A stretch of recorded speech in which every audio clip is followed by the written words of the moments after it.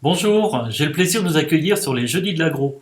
Les Jeudis de l'Agro, ça va être des petites vidéos qu'on va vous présenter toutes les semaines sur des résultats d'expérimentation ou des thématiques agronomiques. Donc tout de suite, je vous invite à partager la vidéo de cette semaine.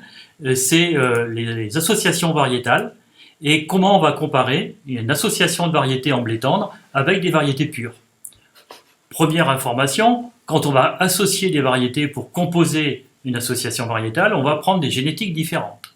On va aussi prendre des tolérances aux maladies différentes et on va rechercher que tout cela est compatible sur un même type de débouché. Donc là, par exemple, on a travaillé sur des blés qui sont BPMF et qui permettent de répondre au cahier des charges BPMF.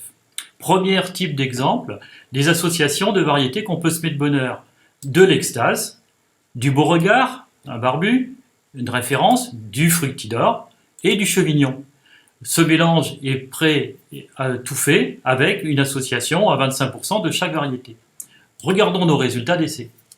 2020, on a des résultats positifs sur le rendement, en traité ou en non traité, quand on compare le mélange par rapport aux variétés pures et leur moyenne, et on n'a pas d'effet, et en tout cas, ce qui est très intéressant, sur la protéine, ni sur le PS. Donc il n'y en a pas de dégradation des caractéristiques qualitatives.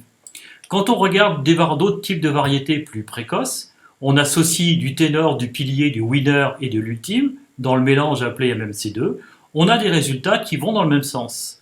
5 quintaux 8 en absence, en conditions traitées, 8 quintaux en absence de traitement et peu d'effet sur les autres composantes. Donc ça confirme la tendance.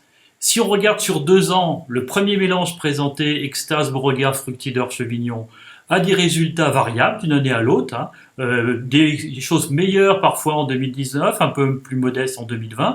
C'est peut-être aussi logique par rapport à les progressions maladies différentes. Sur le deuxième mélange plus précoce, c'est un petit peu l'inverse, mais en tout cas, c'est surtout en non traité qu'on voit une incidence. Et on peut conclure sur une dizaine d'essais que la tendance est positive, pas toujours significative sur le rendement, donc on va surtout chercher les effets complémentaires sur les autres critères. On voit un effet sur les surfaces vertes en présence de maladies, on l'a surtout vu en 2019. Et quand on regarde les conclusions sur l'intérêt de ces associations variétales en blé tendre, on a constaté donc sur 2 ans des gains de rendement qui sont plus marqués en absence de traitement. On a un maintien du PS et du taux de protéines, ce qui est très intéressant. On a un effet positif qu'on a vu certaines années sur le PMG, mais c'est pas systématique. Et puis un effet sur les surfaces vertes finales. On maintient la qualité puisque quand on a fait les analyses W, on n'a pas vu de problématique sur les aspects de la panification. Donc ça c'est intéressant, on va continuer de travailler. Si on regarde en résumé les intérêts majeurs, ça va être la simplification aussi des chantiers et de l'organisation. Par contre, on n'ira pas conseiller qu'une ferme ne fasse que des associations avec un seul mélange, il faut garder des opportunités de variétés pures.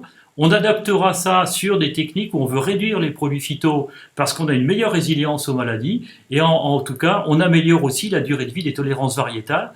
Ça, c'est un point qui nous semble important dans la gestion et des produits phyto et des maladies sur l'ensemble des systèmes de production. Voilà, on en a fini pour ce thème. Je vous propose de nous retrouver la semaine prochaine sur un autre type d'essai. Merci, bonne semaine.